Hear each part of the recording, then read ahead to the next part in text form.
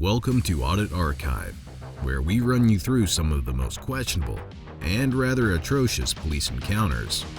Today, we're looking at an entitled politician who assumed that he was above the law, but was very quickly humbled. The footage used in this video is brought to you by WFLA News Channel 8 on YouTube. All relevant links can be found in the description. On February 14th, 2022, Officer Julia Beskin of the Sarasota Police Department was on her routine shift patrolling the streets when she noticed a male driver inside a black SUV, speeding while using his phone. As per protocol, Officer Beskin initiated a traffic stop since she had probable cause to do so. She walked up to the SUV and promptly identified herself before informing the driver about why he was stopped. Hey, how you doing? How you doing, sir? Officer Beskin, Sarasota Police Department. Officer Beskin explained the situation to the driver, stating that he was going 57 miles per hour in a 40-mile-per-hour zone, and also mentioned that he was texting on his phone while at it. Reason for the stop, you were observed going 57 and a 40, and you were on your phone texting while you were doing that. To further clarify her claims, Officer Beskin, while pointing towards the location, stated that this happened at Fruitville Road and Euclid Avenue. That was at Euclid and Fruitville. To this, the driver hastily tells Officer Beskin not to point at him, something which the officer did not do in the first place.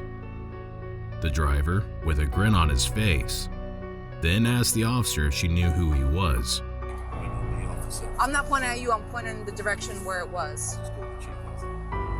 Go right ahead, sir. Can I see your license? The driver here is 56-year-old Martin Hyde, a Sarasota congressional candidate who embodies a questionable number of controversies from the past. A 2017 report from the Herald Tribune revealed police documents indicating a number of ill encounters with the law.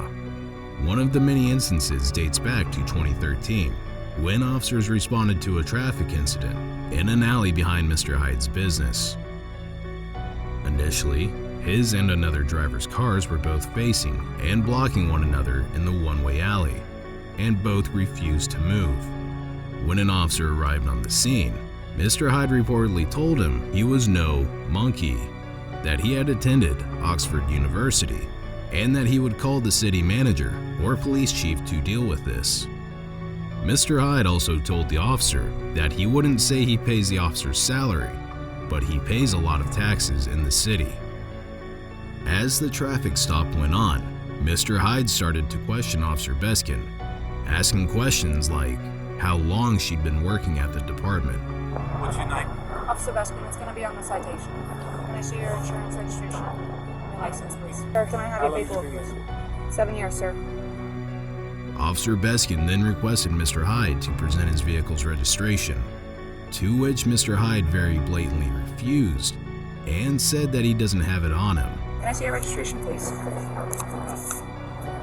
You're not going to give me your registration, sir.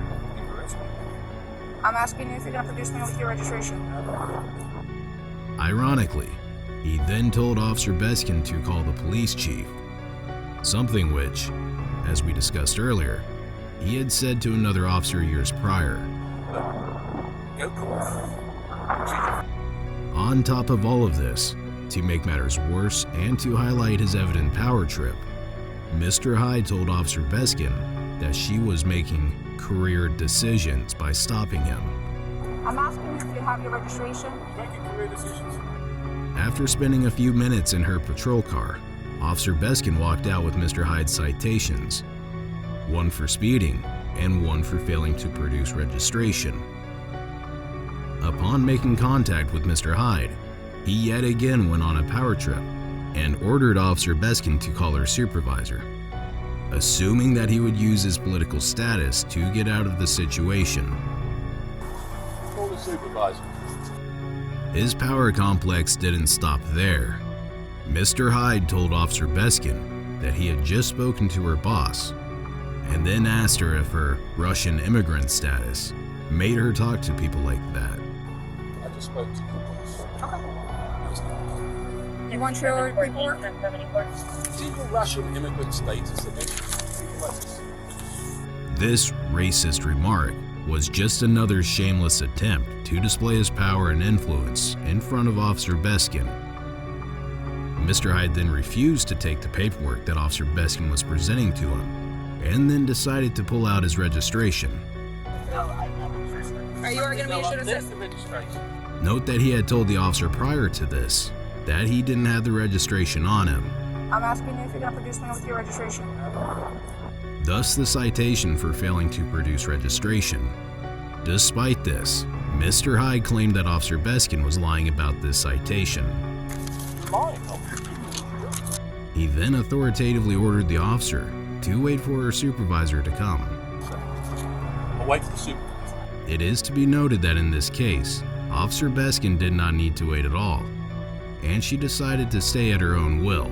While waiting for her supervisor, Officer Beskin stepped out of her patrol car to request Mr. Hyde to either sit in his car or stand out of the line of traffic, of course for his safety. Another small confrontation took place that once again displayed Mr. Hyde's attempt to show authority over the officer, and by extension, over the law. To this, Officer Beskin briskly informed Mr. Hyde that nobody was above the law, and that she was simply doing her job. Because I have a job to do, sir. Nobody's above the law. As per Officer Beskin's request, another unit responded to the traffic stop. The responding officer appeared to be rather surprised that his fellow officer had not only stopped but also cited Mr. Hyde. He asked Officer Beskin if Mr. Hyde had identified himself and if she knew who he was. You know who he is, Yes. right? Yeah, you might identify him. Yes. The responding officer then made contact with Mr. Hyde and was told that Officer Beskin had wrongfully cited him for failing to produce his registration. That's why another someone a certificate, ticket for no registration when they get the registration. As we know, this was not the case. Mr. Hyde had very explicitly told Officer Beskin that he didn't have the registration with him, and then spontaneously pulled it out after the citation was booked.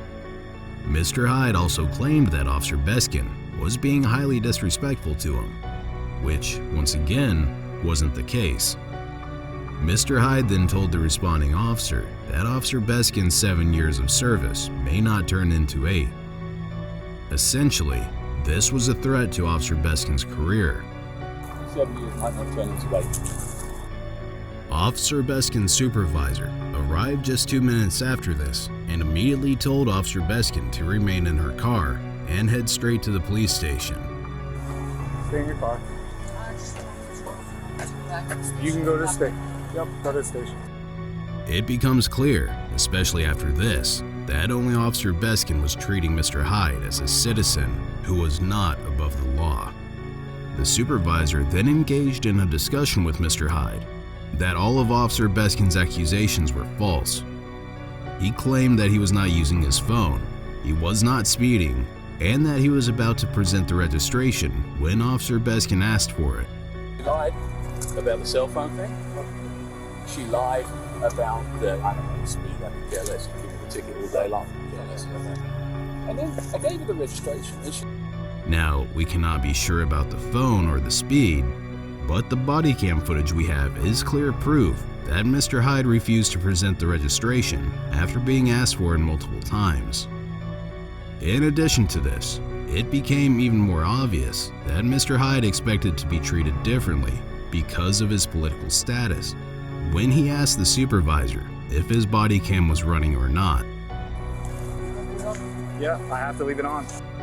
We can only imagine what Mr. Hyde would have discussed if the body cam was not on. But regardless, Mr. Hyde yet again threatened Officer Beskin's career and then went on his way soon after.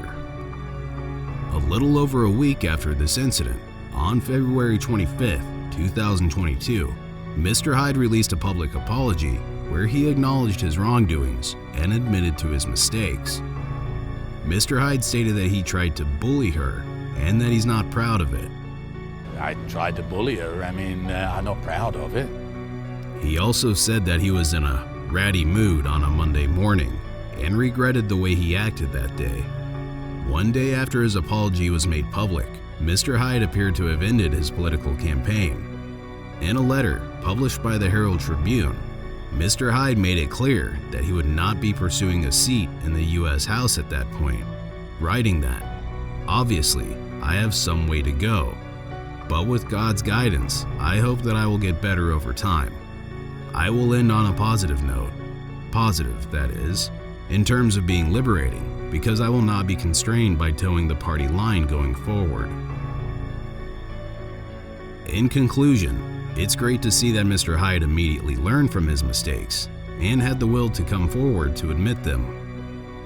Be sure to check out our previous video where we cover another outrageous police encounter. Catch you there.